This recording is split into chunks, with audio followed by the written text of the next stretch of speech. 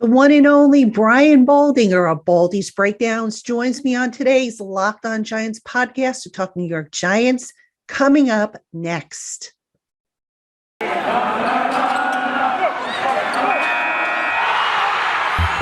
Locked On Giants, your daily New York Giants podcast. Part of the Locked On Podcast Network, your team every day.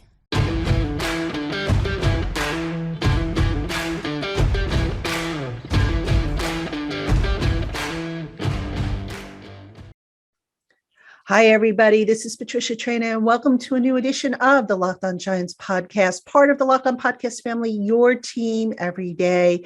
Happy to have you with us here on this Wednesday. And as promised, I have a special guest that I was working on getting last week, and that special guest is the one and only Brian Baldinger, NFL Network analyst. He of Baldy's Breakdowns took some time to talk about the New York Giants with me, also told us about his new CoachTube initiative that he's running.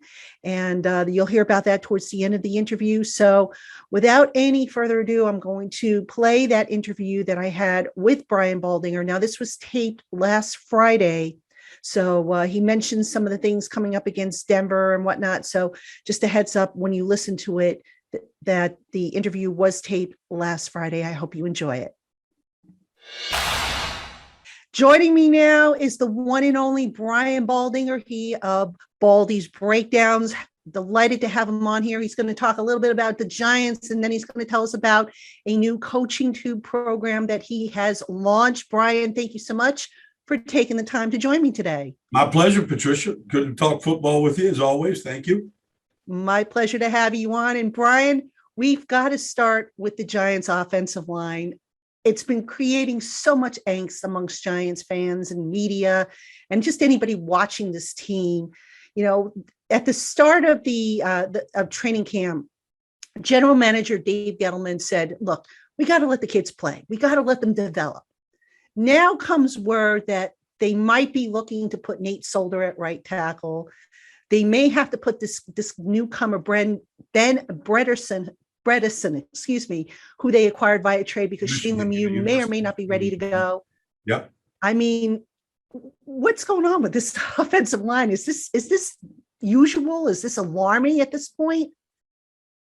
They need bodies. I mean, they've had two guys retire on them that they had counted on. You know, Fulton came in and they were counting on him, and Joe Looney came in, they were counting on him, for depth. The right tackle position seems like it's up for grabs. Nate Solder has been in there. Last year's, pick, was in there for a little while. So Matt Parrott, I don't know that anybody locked it down. Andrew Thomas certainly has had his issues. You watch him against the Jets, you watch him against the Patriots. They actually looked a little bit better against the Patriots than they did the Jets, but it wasn't really a sparkling performance in either game, to be honest with you. I thought, I just got done, Patricia, really studying the Cowboys and the Bucs game. And then I turned the Giants preseason on. I watched 50 snaps of the starting offense. And just, I know it's preseason versus regular season, but watching the Cowboys' two tackles last night, okay, La'el Collins and Tyron Smith, and watching the Bucs' two offensive tackles in Tristan Wirfs and Donovan Smith play, and then watching a combination of Parrott and Solder and Andrew Thomas play, you can't believe that they're in the same league, to be honest with you. I mean, the Cowboys and Bucs tackles played big time last night, big time. I mean, the quarterbacks got protected. They played against a lot of different looks, a lot of different blitz schemes, and they were up to the task. And then you go to the preseason, you watch, and you're like, you see a lot of the same mistakes that they made a year ago. And they looked real loose as a group against the Jets. I thought they played tighter, meaning, they stayed on their double team blocks longer before they got to the second level, those kind of things. But your tackles have to win, Patricia. They have to win in this league. They pay pass rushers a lot of money to get to the edge and to get to the quarterback. And your tackles have got to be able to handle those guys without a lot of help. Sometimes you got to chip, and sometimes you do some certain things. But by and large, this is a passing league. Your tackles have to hold up on the edge. And I think they're struggling to do that. Now, I'm kind of curious. Now, before actually we started this, an article came out saying that Andrew Thomas was actually sick for the New England Patriots game. He wasn't feeling well, needed IV and stuff like that. That said, Andrew, after the game, said, look, I've got to become more consistent with my hand placement, with my footwork.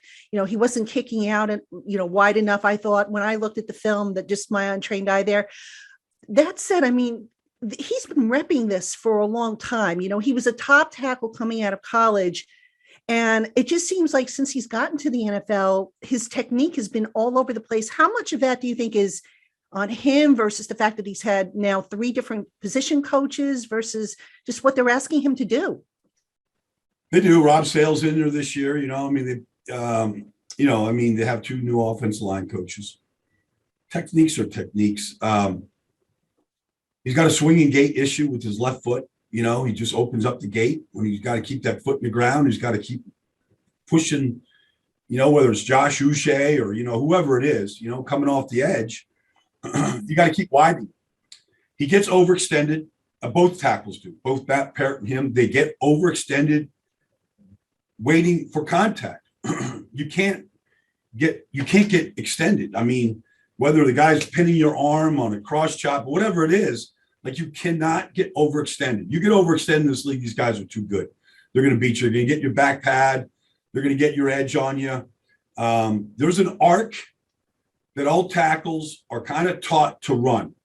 And that arc is anywhere from 9 to 10 yards. If you keep your outside pass rushers on that arc of 9 to 10 yards deep, the quarterback's job, be able to step up. Now, sometimes, inside pressure doesn't allow that. That's not always on the tackle when sacks happen.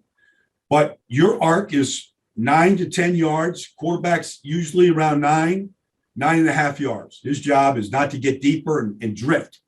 That's on the quarterback. But the tackle's job is to be able to run that arc. If they're turning the corner, Bryce Huff or Josh Uche is turning the corner at 8 yards, it's not good enough for the tackle. It's not good enough.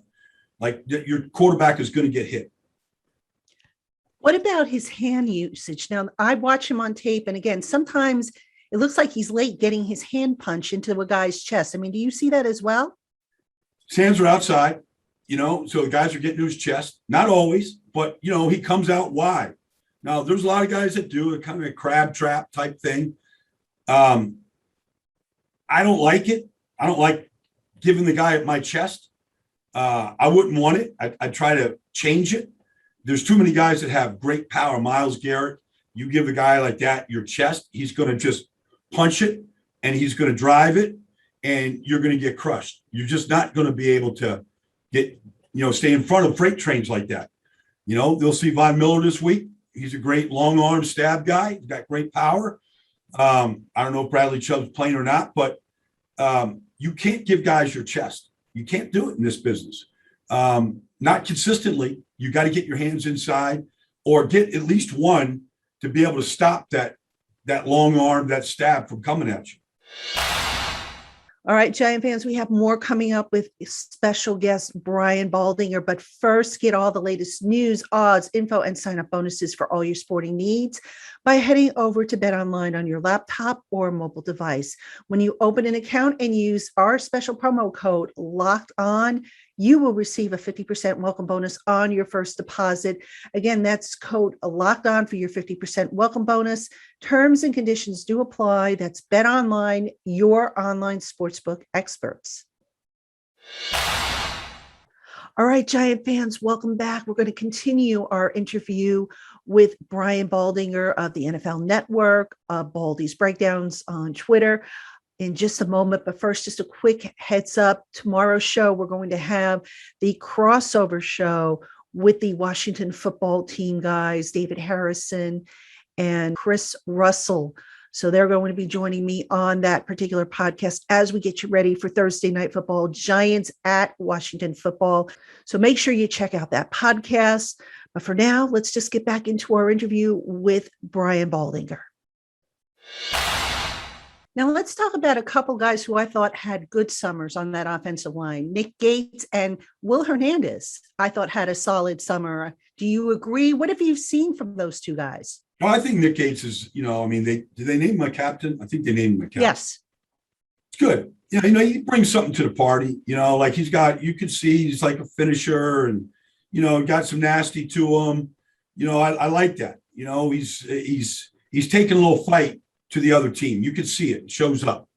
Will was solid. Will just so much of good guard play or center play, or really any offensive lineman play, is how well you play with the guys next to you. I think Will sometimes is in too much of a hurry to get to the second level before they take care of the down man, in their combination block type runs, inside zones, that kind of thing. But I thought Will played well. I thought he played with power. And so I would agree with you on that, Patricia. Overall, with this offensive line, I mean, do you think the concerns people have is maybe a little over the top? Do you think it's about right? I mean, and I know that it's still a work in progress. They've had some injuries. They're shuffling guys in and out. It looks like they're going to have the rotation there at right tackle with Solder and Matt Hare. But overall, would you say that this offensive line is trending in the right direction, or would you say it's fair to still have some concerns about this unit? I'd feel better if I knew who the left guard was. I mean, do you? I mean, I don't know. I've seen, so many different guys in there at left guard. Obviously, there's been an injury they've dealt with, but I don't know who the left guard is. That usually helps if you know who your five are and you get a chance to play with one another. They haven't had that. I just like my take on it is I think everything is correctable. That's the positive. The negative for me is two things. One, I don't think they played great as a group. I thought they did for a stretch last year in the middle of the season. I thought they did put a 4-game win streak together. I saw that. Tight ends included, fullback included at times. I thought they played good as a group during a stretch last year. Got off to a bad start, as we all know, but I thought they were going in the right direction. Really starting with the Rams game. I thought they played well against the Rams, and then it kind of carried on. What I want to see more of is just to me, as a group, they play not to get beat. And that's a mentality that I don't want to get beat. So I'm going to really measure my steps rather than taking a fight to the other team. And that can be a product of going up against a really good front every day in practice. Dexter Lawrence and Big Cat, and those guys, they can make you look bad if you're not really stepping hard. Like they can make you, those guys are good football players. And so maybe some of it is just in practice, like they're losing some battles up there and they're like, I got to make sure I don't get beat. And that's kind of how I think they play right now. And you got to come off the ball. You've got to come off the ball. And I know Joe wants to, and I know Rob Sale is teaching that. I just don't see it. Probably something that would take time, I would think. It can also, but also a lot of this is confidence. You're talking about young guys that are hearing about this stuff. You're in New York. You're hearing about this stuff every day. You give up a sack, like the world's, the sky's falling. They hear it. And so, some guys, they can block out the noise, and some guys it bothers them, and I don't know how these guys are wired. Everybody's different, but some of these guys need a psychiatrist on the sideline. I'm not saying about Matt or Andrew or any of these young guys, but it's a mind game, like mentally you got to get strong about it. Guys are going to get beat. It's going to happen. You've got to be able to play the next play. And so that's what I saw from some of the other tackles a year ago. Tristan Wirfs, phenomenal athlete, power, the whole thing, but a bad play never bothered that guy. And he was on to the next play. Yeah, that's important to have a short memory. The cornerback mentality, I think, is what they call it. Mm-hmm. Let me ask you about Daniel Jones, because Daniel Jones, we only saw him in the preseason game, the last preseason game. Not a horrible showing, but I thought there were some missed opportunities there. I'm still not sure who to assign the blame for on that interception to Evan Ingram. I think it was a combination of both of their faults. But just in what we've seen from Daniel Jones so far, year two of this system, do you think he looks more comfortable? And do you think, that will translate into maybe more play action pass? Because we know that for play action to work, a quarterback's got to be really sharp with his post snap reads. Interception is just, it's just a horrible play. You hope that in the third year, the guy isn't thrown it late across his body in the middle of the field on a goal line. It's 3rd and 1. There's points there. At least a field goal. I've seen them go for it on 4th down and 1. I'm sure Joe, if it was an incompletion, would have tried to punch it in, on 4th down in that situation. I thought he was late on an out.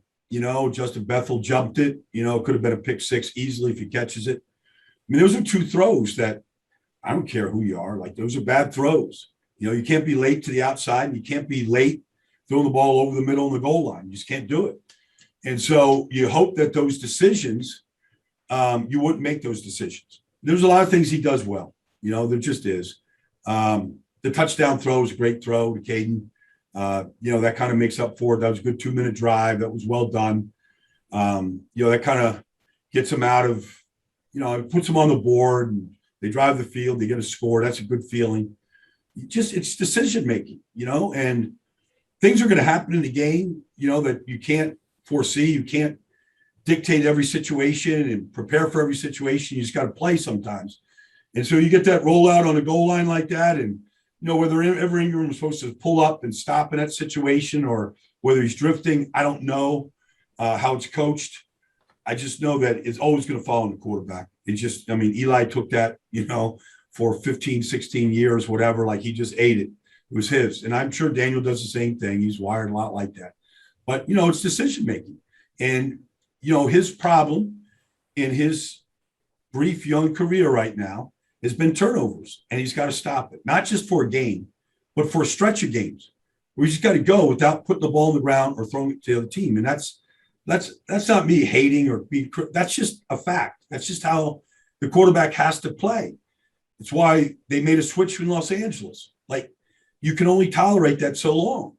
And so he has to put together a stretch of games, Patricia, where the ball isn't on the ground and he's not giving it to the other team. And regardless of what the offensive line does or how he gets protected, his job is taking care of the football, yet still being aggressive and making the throw to Caden like he did, and being aggressive and pulling the trigger. Now, it's not his fault that, the Cardarius and, the guys aren't out there. That's tough. That's tough on a guy. And so a lot of this is going to be on the job training, trying to find timing with a lot of those guys who just haven't been out there. But how much of it, when you watch Daniel Jones's game, how much of it is he's struggling more? Is he struggling more, I guess, with pre-snap or post-snap decisions, or maybe a combination of the two? I don't know that there's, I don't know that he doesn't know what he's looking at. It's just decision making. Once he's making a decision, whether it's pre or post. I have a feeling like he kind of knows what defense is doing. The Patriots do a lot of things. They do a lot of twist stunts and things, but you're going to see a lot from Denver lines up in the same defense every play. From that snap, he's going to get tested because Justin Simmons is the left safety every play, cover 2 look. And then from that shell, then they move. And so he's going to look at the same pre-snap thing against Denver, on Sunday. And, and then once the ball's snapped from Nick Gates, then Denver goes. And so a lot is going to happen after the snap on Sunday. All right, Giant fans, there's still more to come here on the Locked On Giants podcast. But first, tell me, does this sound familiar? You've got one device that lets you catch the game live, another that lets you stream your favorite TV shows. You're watching sports highlights on your phone, and you've got your neighbor's best friends log in for the good stuff. Well, I want to tell you about a simple way to get all that entertainment that you love without the hassle, and a great way to finally get your TV together. It's called DirecTV Stream, and it brings you live TV and on-demand favorites together like never before. So you can watch your favorite sports, movies, and shows all in one place. That means no more juggling remotes and no need to buy another device ever again. And the best part, there's no annual contract. So get rid of all that clutter and the confusion and get your TV together with DirecTV Stream. You can learn more at directtv.com. That's directtv.com. Compatible device required. Content varies according to package. All right, Giant fans, more coming up still on today's Locked On Giants podcast. But first, Built Bar is a healthy, low carb, low sugar, and high protein treat that will satisfy your sweet tooth. Choose from 9 amazing flavors, plus the occasional limited time offering available in nut and nut-free varieties. Visit BuiltBar.com and get 15% off your first order with our special promo code LOCKED15. That's LOCKED 15 for 15% off your first order at BuiltBar.com. Now, the Giants, of course, they added Galladay. They added Kyle Rudolph, 2 very experienced guys. Saquon looks like he's going to be back. How can they help this whole thing kind of settle it down a little bit and calm it down for Jones? Well, what you hope is that those players, because of their experience and size, that they can win quickly. You know, if you win quickly, it gives the quarterback a lot more confidence to get rid of the ball quicker. You know, and if you really are in sync with Kenny Galladay, whether, you know, whatever practice time they've had, I don't know how much they've had. But, you know, that's where Brady and Gronk are so good together. You know, Brady and, you know, Evans, if you just want to compare them to somebody, or even Dak last night, you know, with CeeDee Lamb. Like, there's a real feeling and timing with those players in real time. And I don't know how quickly that can happen. Certainly Saquon in the screen game could be a quarterback friend. I mean, he was so good in the screen game his rookie year. You hope that you get some of those type of plays to Saquon where, you know, him just reading the defense and cutting across the grain and picking up blocks. I mean, they had so many big plays with him in that game. And it's, you know, it's easy completion for the quarterback. Your receivers have got to be able to win against man coverage, zone coverage, find the open spot quickly. All those things can be a friend to the quarterback. Yeah, indeed. Now, before I ask you about your new coaching program, I do need to ask you a quick question about the Giants defense, which, you know, everybody has said, and we've seen it, they've been slightly ahead of the offense. That said, one area that kind of, I guess, bothered me a little bit was the run defense, particularly setting the edge. I don't know if you agree with that or not, but what do you see as being the biggest issue there? Is it just, you know, they didn't play their big guys up front the whole summer? Is it just they don't have the talent on the edge? I mean, what's the issue there, you think?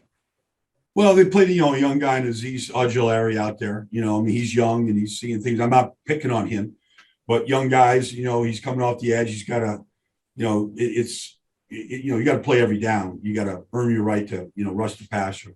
So I would say that, you know, I feel pretty confident about what Patrick Graham is doing. They play a lot of different fronts. They do a lot. They like to keep their big guys on the field as much as any team in this league. I mean, Big Cat and Dexter are going to be out there a lot. They, you know, obviously, you know, Austin Johnson will be in there this year instead of, you know, Dalvin is gone, obviously. But, you know, they like to keep their big guys on the field. And they like to, you know, tie up blockers and free up, you know, your linebackers and safeties to go make a lot of plays. And so they're really good at mixing up their fronts and mixing and matching personnel groupings and down distance and situations.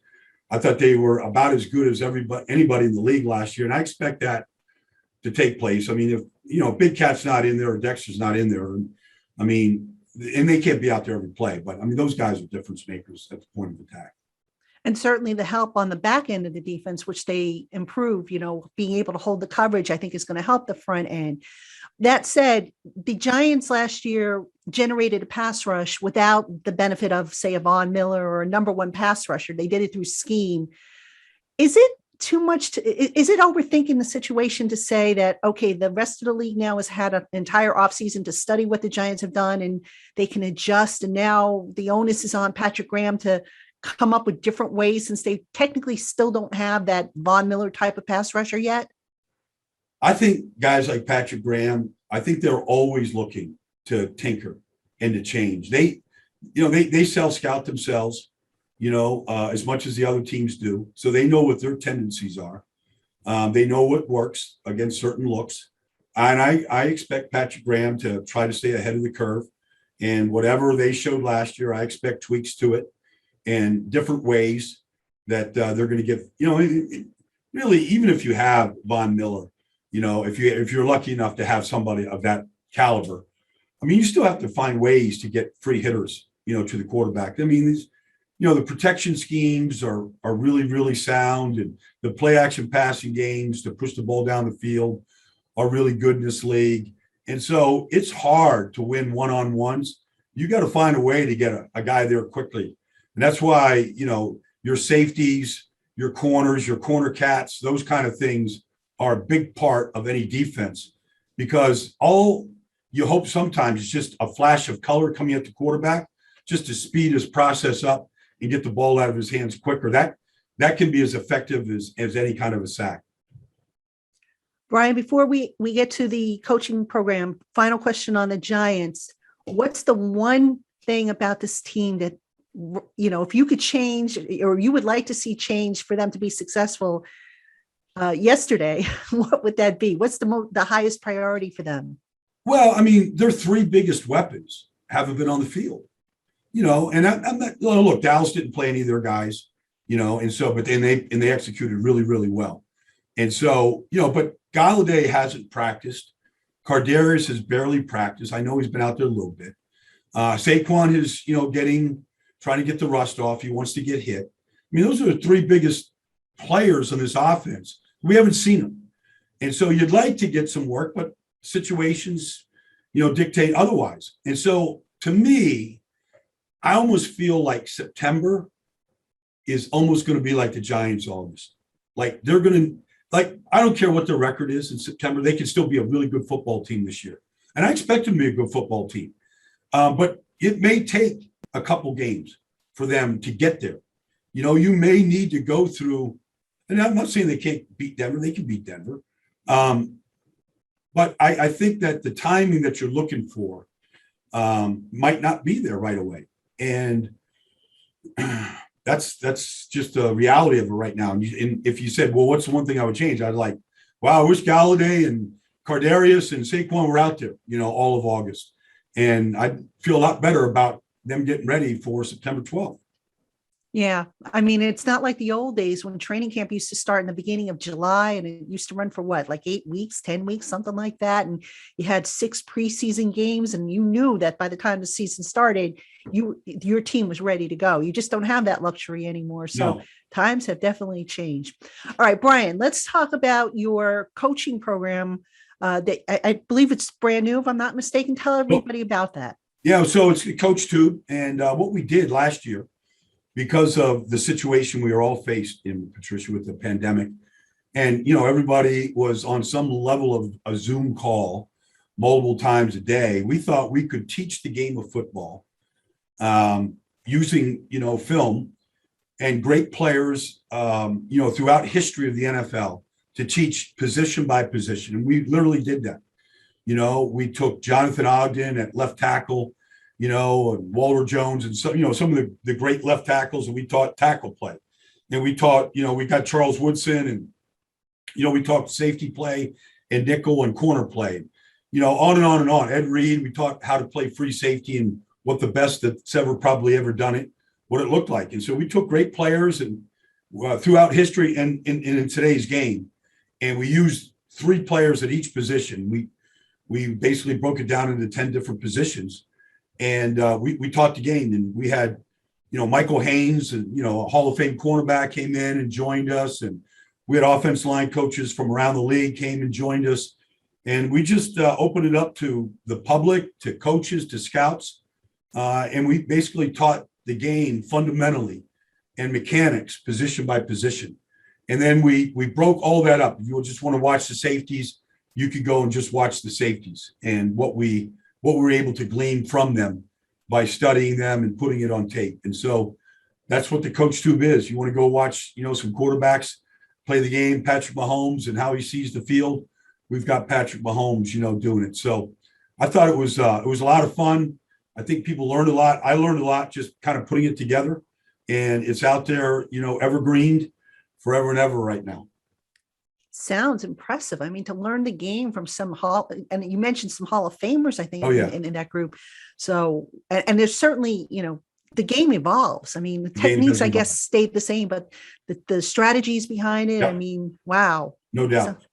So that's available on CoachTube, you said, right? CoachTube. Yep. Okay. We're going to put a link in our show notes so that people can find that Thank you. and check that out. I mean, it sounds intriguing. I know as somebody who likes to learn the game, I never miss your Baldy's breakdowns on Twitter. I love them. All right. I think that you're doing God's work there with that stuff. So yeah, that's definitely something. Everybody check that stuff out. CoachTube. So, Brian, listen, it was a pleasure speaking with you as always. I always learned so much, just like I said, not only from the Baldy's breakdowns, but from talking with you. And I appreciate the time. I know you were up late last night watching film from the Dallas Tampa Bay game. So I appreciate you taking on the time to come on with me. And I know you got a busy weekend ahead with all these games coming back finally. Yay. Yeah, it should be fun. It should be a lot of fun. I mean, last night's game was awesome, and I expect to see a lot of really competitive action this weekend, Patricia. Yeah, some good games this weekend. I was just looking, the Kansas City Chiefs versus I'll be there in Kansas City. the Browns. I'm leaving to go to Kansas City tomorrow, doing the national radio on that game on Sunday. So I'm looking forward to seeing both those teams, with fans at Arrowhead. It should be quite a show. Yeah, that's been missing. I'm looking forward to seeing the fans back myself. So this playing in an empty stadium last year was just so weird. Yeah, it really was. But anyway, thank you again, Brian. Giant fans, thank you for tuning in, and we will be right back after this. All right, Giant fans, that's going to do it for this edition of the Locked On Giants podcast. Hope you enjoyed the interview with Brian Baldinger, and you will check out his CoachTube channel to see what he's offering. It sounds like a really exciting thing. And don't forget, check us out tomorrow. We're going to have the crossover show with the Locked On Washington football hosts, Chris and David. And also check out our show notes for information on how you can join the Locked On Giants football pool. Now, you join that pool, you have a chance of winning an NFL jersey of your choice. The details are in the show notes, along with the link where you can sign up. There's no charge to sign up. And of course, it's open to people 18 and older. Void where prohibited. So I hope you'll check that out. So until tomorrow, folks, have a great one. And thanks so much for tuning in to today's Locked On Giants podcast.